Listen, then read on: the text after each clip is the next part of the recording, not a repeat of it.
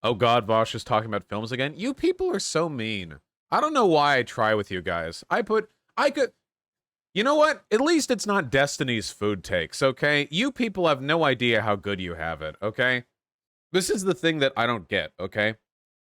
Pierce Brosnan, his films are like goofy, suave British man, you know, one-liners and cool gadgets.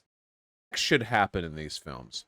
Daniel Craig in the Bond films comes off like a sociopath. He is an emotionless brick. His face is unreadable. He never emotes. He is burdened by trauma. He doesn't look like he enjoys any tactile experiences. He drinks because he's supposed to drink. It's just a thing he's supposed to do. But it doesn't seem... he seems like an automaton designed to kill, you know? Daniel Craig is unemotive because of what happened in Casino Royale. That's my point, yeah. It just seems weird now that he's, like, interested in women. Because when I see him in these movies, like, whether it's Quantum of Solace or Skyfall or Spectre or whatever, he's just like this Terminator, you know? And I don't look at this guy and think, like, this is a person who enjoys sex, you know? You know what I mean, right? What happened in Casino Royale? He got ball whipped. Also, someone he loved died. Maybe Bond should fuck more dudes. Maybe. Maybe. Maybe. Yeah, he got CBT'd. Doesn't every Bond girl die anyway? Like 80%, I think. It happens pretty often. Yeah. Happens, you know, with decent frequency. The only woman who was right for Bond was Xena Onatop, the lunatic rapist Russian big leg lady, okay? That was the natural cosmic pairing for James Bond, because they're both like lunatic rapists with very fucked up emotional ranges, and that could have been that, you know. Thought on Kingsman, never saw it. Was Q a power button or switch? I don't give a fuck about Q. What about force feminized Bond? Take it to your fucking AO3 fanfic, okay? Why are we wasting our energy on James Bond? That stuff's considered bad over here in the UK. Aren't James Bond movies like mostly produced for Americans? I know he's MI6, but isn't like these films are like made for us, right? When I watch a James Bond film, I never really get the impression that I'm watching like a foreign film, though I technically am, right? Because the studio is British, I think. Yeah, I don't know. It feels American. I don't know, you know. Anyway, I've said this before, but I've already said what the best Bond film would be, you know? Okay, look, does anyone look at this guy and think like this is a person who would enjoy having sex? Does anyone look at this guy and think that? I don't think that. He just looks like a Terminator to me.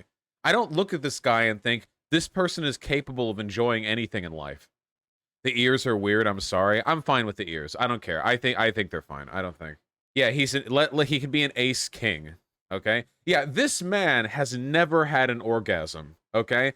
This man is like the guy from Dr. Strangelove. Okay. He fucks. He doesn't come. He saves it all to maximize his potency. Okay. He's a Sigma male. He is. He's a Sigma male. And you're right. Daniel Craig does look a little bit like Vladimir Putin. That is true. Now, on the other hand, just for a little bit of contrast, Pierce Brosnan, this guy fucks. When I look at this guy in a Bond film, yeah, he has sex. Yeah, he comes all the time. He doesn't stop. Yeah, this guy mega fucks, and he loves it. He enjoys every minute of it. He'll top, he'll bottom. It doesn't matter. He just loves having sex. You know? Look at that guy. It's just very different vibes to me, you know? Very, very. Lips on point. No, Pierce Brosnan's a handsome man. That's why they cast him in what was it, Mamma Mia? That's why they cast him in a big musical number, you know? Handsome guy. Look, I've already said this, but I know what I want from a Bond movie, okay? Because when people go to the Bond movies, it's like action set pieces, and it's been done a million times, okay? I want Daniel Craig to interact with regular human beings as James Bond, okay? Every time we're missing the greatest dramatic potential, okay? The greatest dramatic potential is not Daniel Craig as James Bond interacting with other spies and like secret agents. Who cares? Oh, wow. James Bond goes to a big resort and plays dice with a mafia boss while assassins lurk in the rafters. Oh, okay, cool. What about Pierce Brosnan going to like a Capitol Hill Pride block party or something? What about like Pierce Brosnan going legit broke, actual broke, by the way, and having to like haggle with landlords to try to get like an apartment or like try to postpone having to pay rent? What about Pierce Brosnan going to Ben and Jerry's? Okay, just or, not Pierce Brosnan, James Bond going to Ben and Jerry's. What, like, why can't we go? Because I want to see this emotionless brick have to exist in contrast to the real world, okay? Because he doesn't live in the real world. He lives in the James Bond world, you know? James Bond at the DMV. Exactly. That's what I want. And by the way, I'm not saying as a comedy, okay? I'm not saying the joke here is to degrade and humiliate him by taking this larger than life man and demasculinizing him. He can be him, okay? He can handle things his way. That's totally fine. Yeah, I know. I meant Daniel Craig as Bond, but it's not about taking him down. It's just about putting him in a range of experiences that he seems completely unsuited for. Okay, you know what I mean? This sounds like a scary movie type parody. That's because you're thinking of it being dumb. I'm not thinking of it being dumb. I'm thinking of it like a serious James Bond movie with an action set piece backdrop and a thriller spy intrigue setting, but the setting isn't James Bond at resorts and casinos and all the other crap he normally does. It's at him having to deal with regular life stuff. Why are we talking about that? I should just ban people who complain about me talking about anything other than politics when I talk about anything other than politics. You people are cruising for a bruising, okay? My God. Holy shit. Shut up. Go watch fucking CNN, okay? It's got to have lots of monochromatic shoots too. I don't care how the presentation can be whatever, but yeah, what's James Bond's political alignment? James Bond doesn't have a political alignment except defend the state, you know? That's it. I guess that'd be right, but that's the only thing. That's the only position that he has, you know? It's like how people talk about like the military or whatever, you know? What would a female James Bond look like? How about a trans one? I'm gonna keep it 100 with you guys. I'm not as excited for like diverse James Bond as a lot of other people seem to be. Firstly, because I know it would be mishandled. And second of all, isn't the point that James Bond is supposed to be like the remnant of decaying English imperialism? He's supposed to be like the wealthy, unemotional, like stick up his ass, advent of like state power. If you're like, here's my disabled, queer, non-binary black Bond, it's like, well, that's great, and I love people who are all those things, but at this point, it seems like Bond is just more of a label rather than an aesthetic that, or like a political archetype that we're trying to represent, you know? The only alternative that I could think of is like, if you had a female Bond, like, you realize most of the movie would be like, really cringy commentary on sexism, right? Like, it'd be her doing a thing that the male Bonds do, and then people don't react to it the same way because it's not cool because she's a woman, or like people will call her bossy, and then she's gonna be like, that would have worked if I was a man, or something like that. Like, I feel like that's what the movie would be. I don't have a problem with it in concept, but like, Bond should either be a representation of British imperialism or a deconstruction of British imperialism, and you don't deconstruct it just by putting a minority in like the thresher seat, you know? It's not that's not a sufficient deconstruction. If anything, I think the deconstruction would be more effective if Bond remained the white guy. But if they did like a black Bond, like I think Idris Elba was supposed to be Bond for a bit, I think that could, for one, when I see Idris Elba, I think Bond. I don't know. He probably wouldn't look like this for the film, but I just get the vibe, you know? If he got, like, ripped or something, because all the Bonds tend to be pretty, like, ripped or whatever. Like, I don't know. He has, like, those eyes, you know?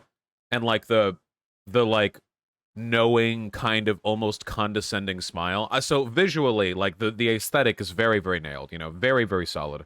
In terms of the deconstructive element, Does anything about British imperialism necessarily change if you make Bond black? Maybe. How would they handle it in the film, you know? I would have to I don't know. Like would it be deconstructed? Would there be like a race thing? Does race ever even come up in Bond films? Like ever? I don't like really come up. Not like a passing comment. I don't really think so.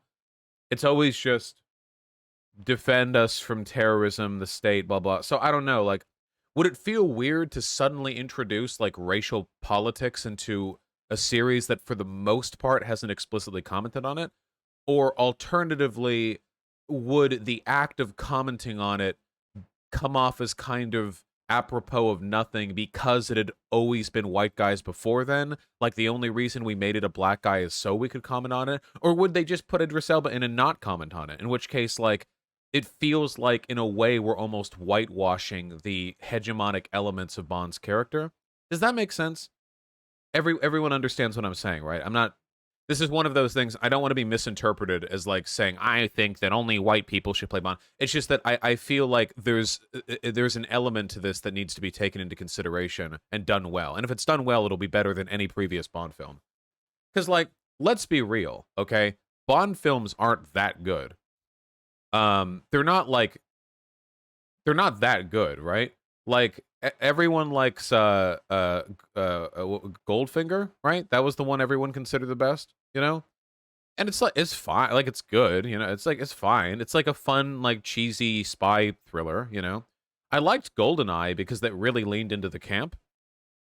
GoldenEye was pretty fun because it was just like like dumb popcorn flicks, yeah. Also GoldenEye spawned one of the best shooters ever made, you know, so that's nice, and I have a lot of positive memories there.